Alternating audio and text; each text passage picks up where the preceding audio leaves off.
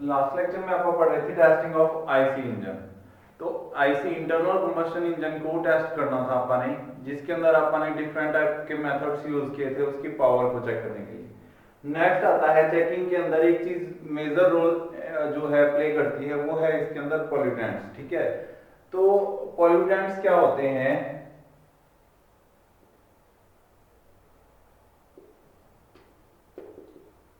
जब इंजन के अंदर जो फ्यूल है लाइक पेट्रोल एंड डीजल, जब वो बर्न होता है तो उसमें से जो फ्यूल्स जो उसके अंदर एमिशन निकलता है एग्जॉस्ट से, जो साइलेंसर से जो एग्जॉस्ट निकलता है, ठीक है, तो उसके अंदर एमिशन के अंदर क्या होता है बेसिकली, अगर प्योर ब्लास्ट होना तो उसके अंदर एक तो वाटर के पार्टिकल्स निकलने चाहिए थे और एक निकलना चाहिए था CO2। ठीक है, carbon dioxide and water particles.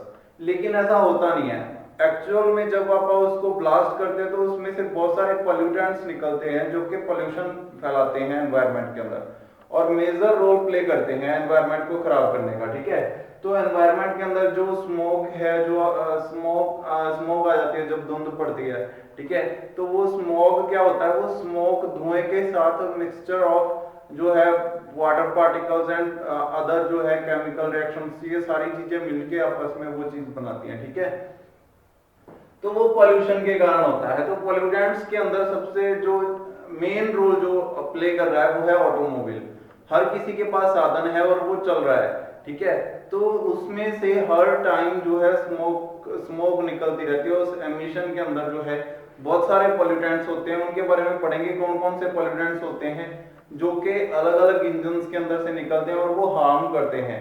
ठीक है, emission of pollutants from SI engine. सबसे पहले एमिशन ऑफ पॉल्यूटेंट्स, आप पॉल्यूटेंट्स के बारे में पढ़ेंगे। उसके अंदर सबसे पहले पढ़ते हैं emission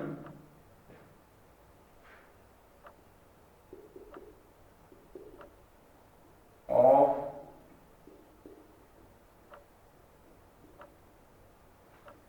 from SI engine. SI engine है स्पार्क इग्निशन इंजन है। ठीक है, तो एसआई इंजन के अंदर से अपने क्या करना है, एमिशन को जो है पॉल्यूटेंट्स को अपने बाहर उसमें से जब ब्लास्ट होगा तो कौन कौन से पॉल्यूटेंट्स उसमें से निकलेंगे ये देखना है। ठीक है, तो सबसे पहले एमिशन फ्रॉम एग्जॉस्ट। सबसे पहले एमिशन कहां से निकलता है, एग्जॉस्ट में से। ठीक है, उसमें से बहुत तरीके के पेट्रोल को जब आप यूज करते हैं, स्पार्क इग्निशन इंजन के अंदर पेट्रोल होता है, उसमें से बहुत सारे एमिशंस निकलते हैं, बहुत सारे पोल्यूटेंट्स निकलते हैं। सबसे पहला कहां से निकलता है, emission from exhaust. Emission from exhaust. Exhaust से कौन कौन से पोल्यूटेंट्स निकलते हैं? अब ओरिजिनल में क्या होना चाहिए था, जब ब्लास्ट होता है तो क्या केमिकल रिएक्शन होना चाहिए था। यहाँ पे क्या है, अपने एक जो है आपके पास फ्यूल है, पेट्रोल है, उसका जो केमिकल नेम होता है 2 कार्बन जो है के 8 पार्टिकल्स होते हैं इनटू जो है हाइड्रोजन के 18 पार्टिकल्स होते हैं। ठीक है, उसको अपन मिलाते हैं कार्बन के सॉरी जो है ऑक्सीजन के साथ वो मिलता है। In the presence of oxygen, oxygen की प्रेजेंस में वो क्या करता है, मिलके क्या बनाता है, जब उसको हीट किया जाता है दोनों को तो ब्लास्ट होता है। ठीक है, केमिकल रिएक्शन होता है, तो ब्लास्ट के अंदर से क्या निकलता है, उसमें से दोनों में से क्या निकलता है, कार्बन के 16 एटम्स निकलने चाहिए थे। ठीक है, कार्बन डाइऑक्साइड के। ठीक है, और वाटर पार्टिकल्स निकलने चाहिए थे H2O। कितने, ये निकलने चाहिए थे 18। ठीक है, दोनों के रिएक्शन से ये बनना चाहिए था, लेकिन ओरिजिनल में ऐसा होता नहीं। ये तो है कि जो ओरिजिनल होना चाहिए था ऐसे, अगर प्योर ब्लास्ट हो, 100% एक्यूरेट ब्लास्ट हो, 100% एक्यूरेट ब्लास्ट अगर पॉसिबल हो, देन द केमिकल रिएक्शन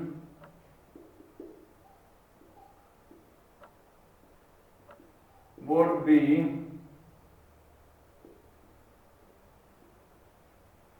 कौन सा होगा केमिकल रिएक्शन, पोल्यूटेंट ये वाला, ठीक है। इसमें से क्या है, कार्बन डाइऑक्साइड लिखी हुई, जो कि कॉमन है, इतनी ज्यादा पोल्यूटेंट नहीं है। ये जो है इसको अपन सही कर सकते हैं, कार्बन डाइऑक्साइड को फिर से ऑक्सीजन में कन्वर्ट किया जा सकता है with the help of trees, और बहुत सारे प्लांट्स हैं वो इसी काम में लगे हुए हैं।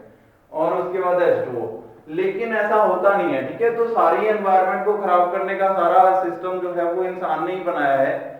जब पर्सन जो रहते थे धरती के ऊपर, वो कार्बन डाइऑक्साइड छोड़ते थे और ऑक्सीजन को जो है सांस के जरिए लेते थे। तो अगर ऑक्सीजन की कमी आएगी तो ट्रीज उसको फिर से, कार्बन डाइऑक्साइड एक्सेस में हो गई, कार्बन डाइऑक्साइड को फिर से ऑक्सीजन में कन्वर्ट कर देते हैं ट्रीज। लेकिन जब अपन ने कार्बन डाइऑक्साइड की वजह से बजाय कुछ और जो है पार्टिकल्स अपन ने जो है रिएक्शन करने शुरू कर दिए, छोड़ने शुरू कर दिए, तब जाके ये सिस्टम जो है खराब हो गया सारा। तो अब जो है पोल्यूशन जो है वो बहुत ज्यादा बढ़ते जा रहे हैं। तो अब जो है ओरिजिनल रिएक्शन के अंदर ये होना चाहिए था, लेकिन ऐसा हुआ नहीं। तो हो क्या रहा है वो देखते हैं। तो सबसे पहला कौन सा जो उसमें से पॉल्यूटेंट निकल रहा है वो है कार्बन मोनोऑक्साइड।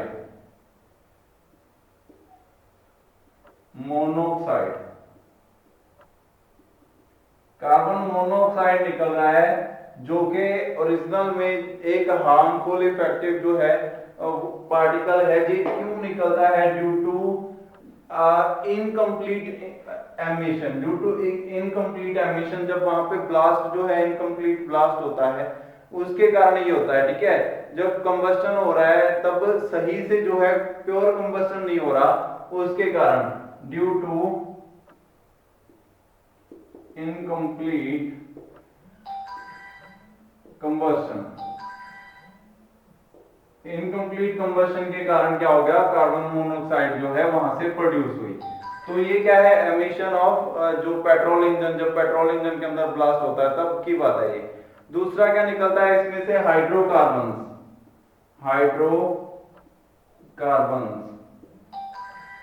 हाइड्रोकार्बन कौन से होते हैं जिनके अंदर क्या हो, हाइड्रोकार्बन, कोई भी हाइड्रोकार्बन हो सकता है। ये जो केमिकल रिएक्शन से निकलते हैं हाइड्रोकार्बन, ये भी क्या है, पॉल्यूटेंट्स हैं, ये भी इफेक्ट करते हैं एनवायरनमेंट को। ये भी इनकम्प्लीट कंबस्टन के कारण होते हैं, ठीक है। Due to incomplete combustion. Incomplete combustion के कारण क्या है, हाइड्रोकार्बन्स उसके अंदर प्रोड्यूस होते हैं। पेट्रोल इंजन के अंदर कार्बन मोनोऑक्साइड, हाइड्रोकार्बन्स पैदा होते हैं। और कौन सा जो केमिकल रिएक्शन है जो प्रोड्यूस होता है, oxides of nitrogen. Oxides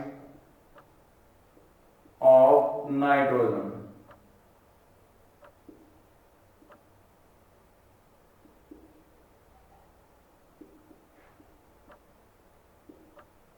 nitrogen के ऑक्साइड पैदा होते हैं इसमें से, ठीक है। तो ये भी क्या है, बहुत ज्यादा हार्मफुल है। ये ओजोन लेयर को सारे जाके जो है उसके ऊपर जाके उसको खराब कर रहे हैं, ओजोन लेयर को, अपनी ओजोन लेयर की जो कैपेसिटी थी उसको खराब कर रहे हैं, ठीक है। जिसके कारण ग्लोबल वार्मिंग हो रही है, ठीक है। बहुत ज्यादा धरती जो है हीटेड हो रही है। तो ये भी किसके कारण हुआ, ये भी पेट्रोल के एमिशन के कारण हुआ, ठीक है। तो यहाँ पे क्या है, ये सारे रिएक्शंस तो होते हैं ड्यू टू इनकम्प्लीट जो कंबस्टन है। कंबस्टन के अंदर, एमिशन के अंदर जब प्योर कंबस्टन नहीं हो पाता तब जाके ये केमिकल्स निकलते हैं, ठीक है। ये था जब अपन एमिशन करते हैं, उसमें जो एग्जॉस्ट निकलता है उसके अंदर से जो रिएक्शन निकलते हैं। दूसरा क्या है इसके अंदर, इवेपोरेशन ऑफ गैसोलीन।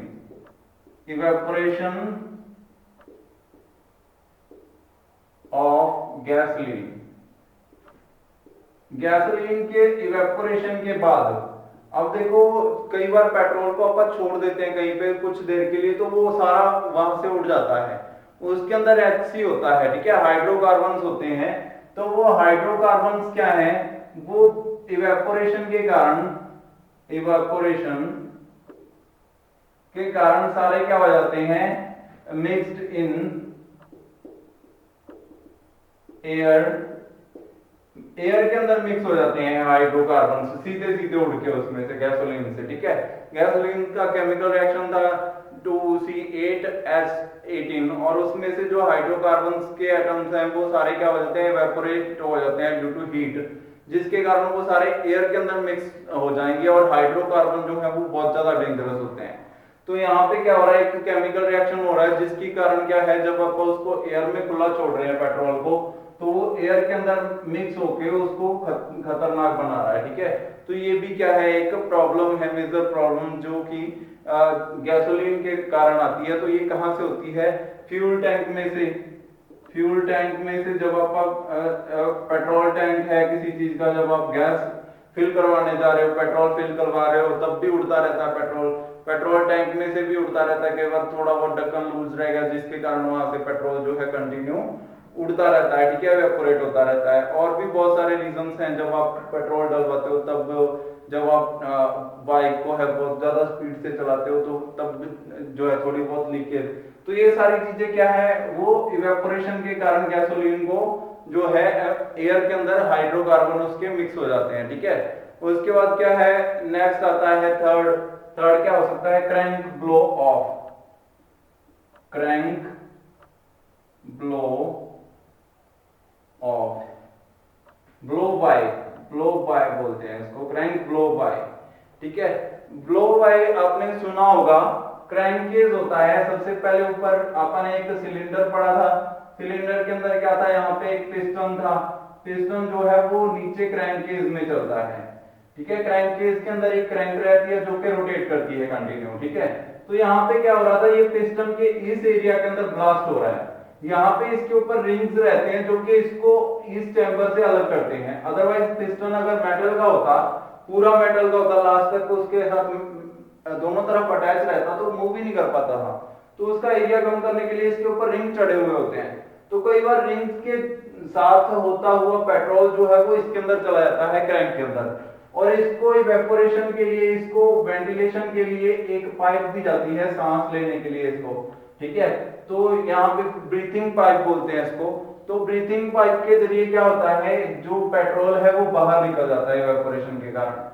तो इसमें से बहुत सारा पेट्रोल बाहर निकलता रहता है ड्यू टू जो है ब्लो बाय, ठीक है। उसको बोलते हैं कि ब्लो कर रहा है इंजन, ठीक है, ब्लो मार रहा है, बैक मार रहा है, तो इसको ब्लो बाय कहते हैं। तो ब्लो बाय के कारण बहुत सारा पेट्रोल जो है वो लीक होता रहता है। तो ये भी क्या है, एक बहुत बड़ा रीजन है for pollutant in IC engine, spark ignition engine के मामले में, ठीक है, पेट्रोल इंजन के मामले में। नेक्स्ट आता है अपना डीजल इंजन। डीजल इंजन को क्या बोलते हैं, कंप्रेशन इग्निशन। स्पार्क इग्निशन नहीं बोलते उसको, कंप्रेशन इग्निशन, सीआई इंजन। तो अब ये डीजल इंजन है। डीजल इंजन के अंदर कौन कौन से निकलते हैं, सबसे पहले कार्बन मोनोऑक्साइड इसमें से निकलती है, CO, कार्बन मोनोऑक्साइड, मेजर है ये कार्बन मोनोऑक्साइड। ये जो है ये ड्यू टू इनकम्प्लीट, ये सारे जो निकलेंगे chemical due to incomplete combustion निकलेंगे, इनकम्प्लीट कंबशन। इनकम्प्लीट कंबशन के कारण यहां से क्या निकलता है, कार्बन मोनोऑक्साइड निकलता है डीजल इंजन में। और हाइड्रोकार्बन से इसमें भी ब्लास्ट के बाद ब्लैक कलर का धुआं, हाइड्रोकार्बन,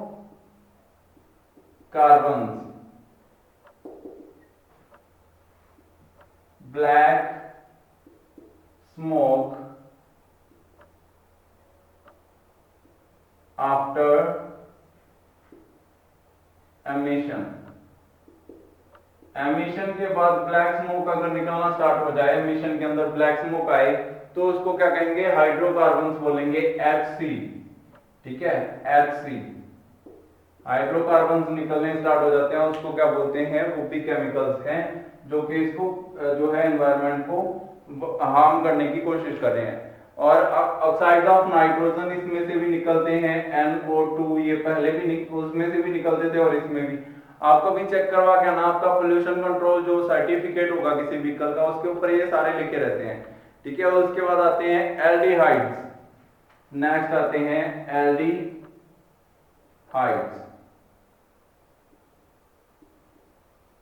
ठीक है। ये भी इसमें से निकलते हैं स्मोक में से, जिसके कारण क्या है, ये सारे रिएक्ट करते हैं, ठीक है। एल्डिहाइड्स हो गए, और ये NO2 हो गया, नाइट्रोजन ऑक्साइड हो गया, हाइड्रोकार्बन हो गया, और कार्बन मोनोऑक्साइड, ये सारे chemical reaction due to incomplete emission के कारण उसमें से निकलते हैं डीजल इंजन में से, ठीक है।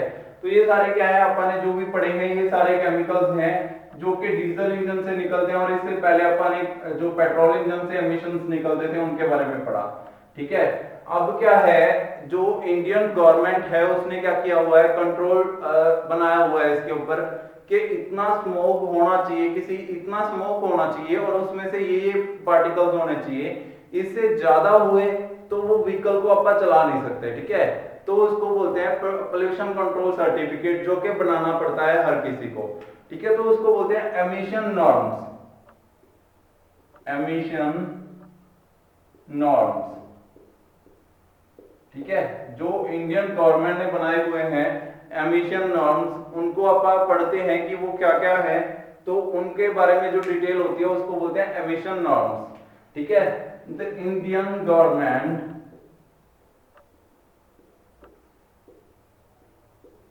uses the norms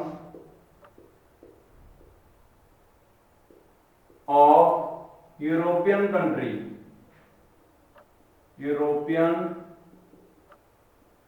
countries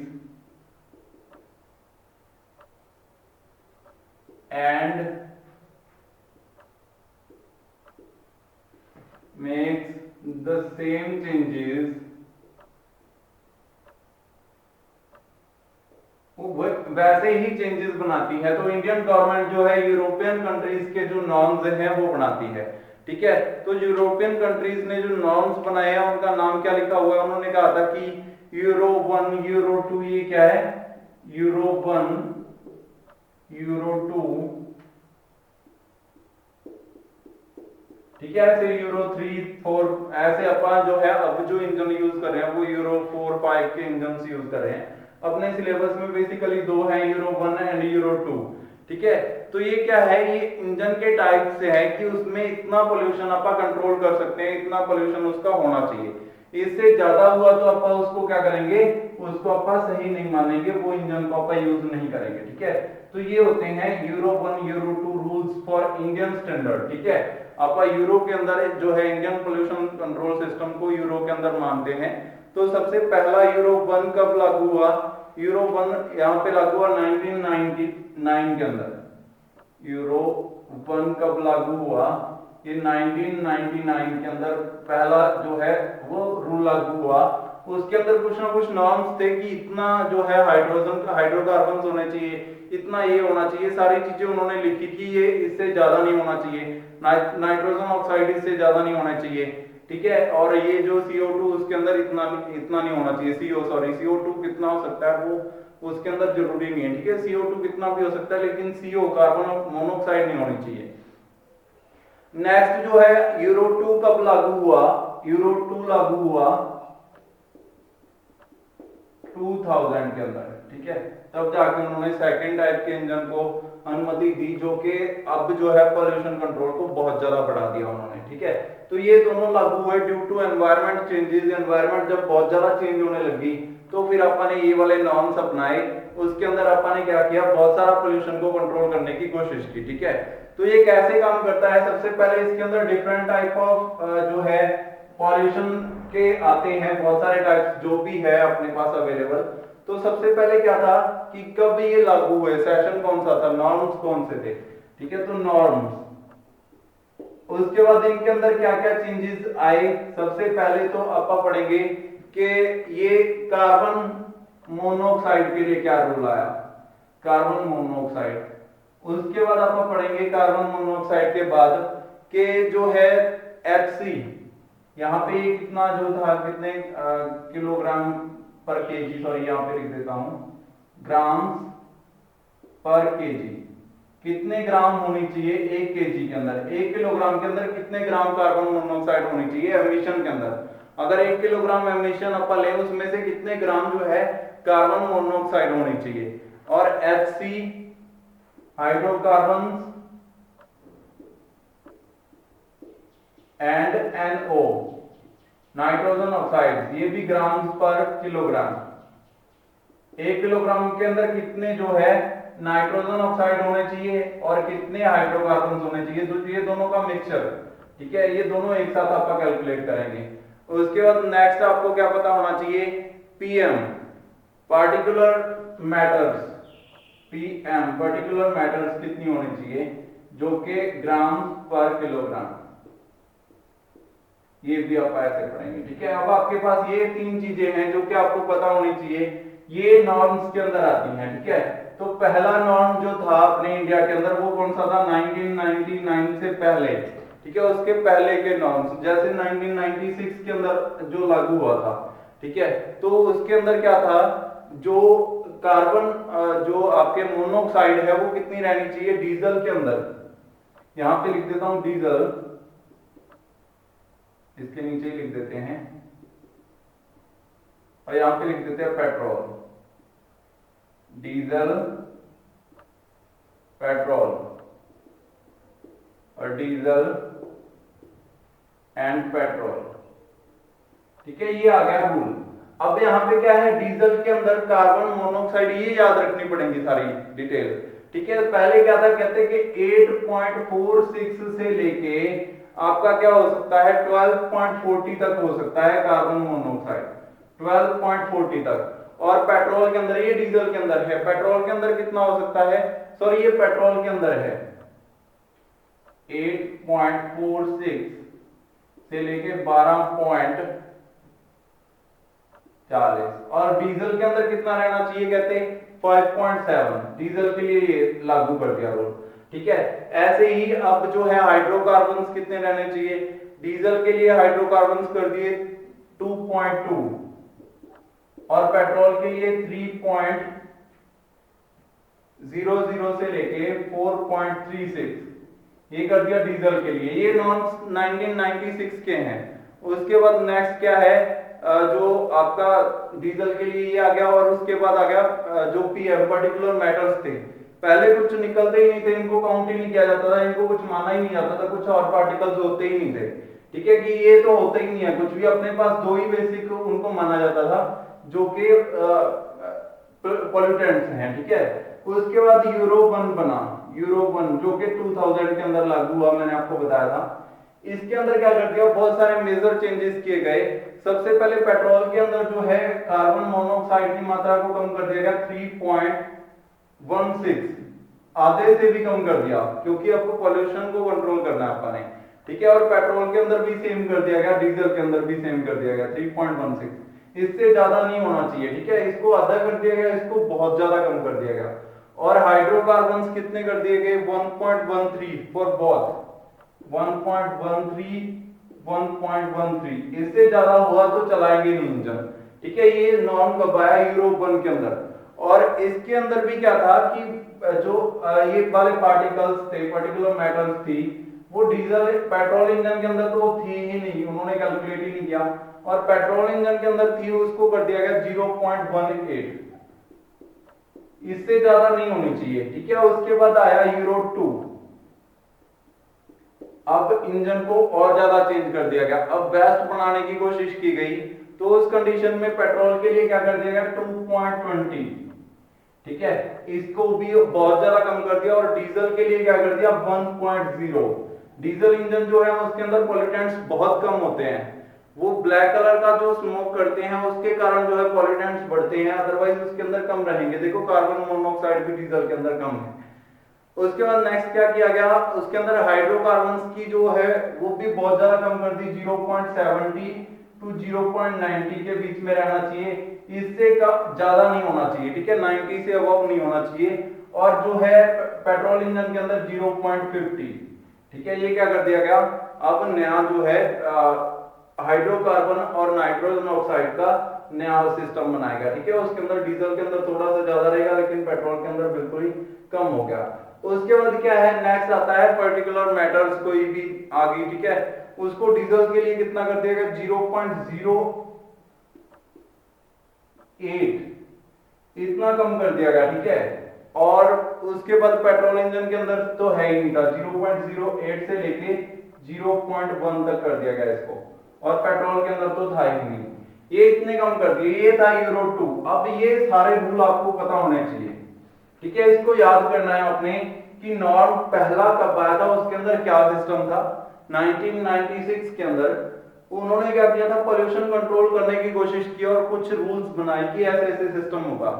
उसके बाद डेवलपमेंट हुई, इंजन के अंदर सुधार हुए, फिर उनको लगा कि अब पोल्यूशन कंट्रोल के लिए कुछ इंजन ने तो अच्छा बना दिया इंजन को, ठीक है, ताकि जो है पोल्यूशन को कंट्रोल कर सकें, लेकिन बाकी कंपनियों को पहले वाला सिस्टम सही लग रहा था। उनको क्या था कि काम ज्यादा नहीं करना पड़ेगा, तो उन्होंने पहले वाला सिस्टम ही रखा। तो अब उनको क्या लगा कि जो है पोल्यूशन को और ज्यादा कंट्रोल करना पड़ेगा, और ज्यादा रूल्स अच्छे बनाने पड़ेंगे, नहीं तो लोग पहले वाले इंजन के ऊपर ही टिके रहेंगे। तो उन्होंने रूल चेंज कर दिए, दूसरा रूल बना दिया कि अब जो है पोल्यूशन कंट्रोल सिस्टम ये होना चाहिए। इंजन के अंदर और ज्यादा सुधार हुआ, कुछ इंजन बहुत ज्यादा अच्छे बन गए, कुछ इंजन ने फिर इसी के ऊपर ठहरे रहे। अब क्या करना था, रूल को चेंज करना था, ठीक है, टैक्सीज का सब कुछ का जो है सिस्टम ऐसा अरेंज किया गया कि जो कंपनियां हैं वो यूरो 2 के ऊपर आ गई। तो इसके अंदर क्या था, पोल्यूशन कंट्रोल सिस्टम के अंदर ये रूल्स शुरू हो गए, ठीक है। तो यहां से जो है पोल्यूशन कंट्रोल बहुत ज्यादा बढ़ गया। ये तीनों रूल्स आपको पता होने चाहिए, यूरो 1, यूरो 2 और 1996 का रूल, ठीक है। इसके अंदर कितना पेट्रोल के अंदर कितना जो था ग्राम कार्बन मोनोऑक्साइड कितने ग्राम थी पर KG, hydrocarbon and hydrocarbon oxides कितने थे पर ग्राम्स पर केजी, और पर्टिकुलर मैटर जो कि सिर्फ डीजल इंजन के अंदर होती है, पेट्रोल के अंदर नहीं होती, वो कितनी थी, ठीक है। ये सारी चीजें आपको पता होनी चाहिए। नेक्स्ट जो है अपन नेक्स्ट लेक्चर के अंदर आगे पढ़ेंगे इसके बारे में कि अपन क्या करते हैं पेट्रोल इंडिया के अंदर जो है एमिशन कंट्रोल के लिए, पॉल्यूशन को कम करने के लिए क्या क्या चीजें की जा रही है। आज के लिए इतना ही, थैंक यू।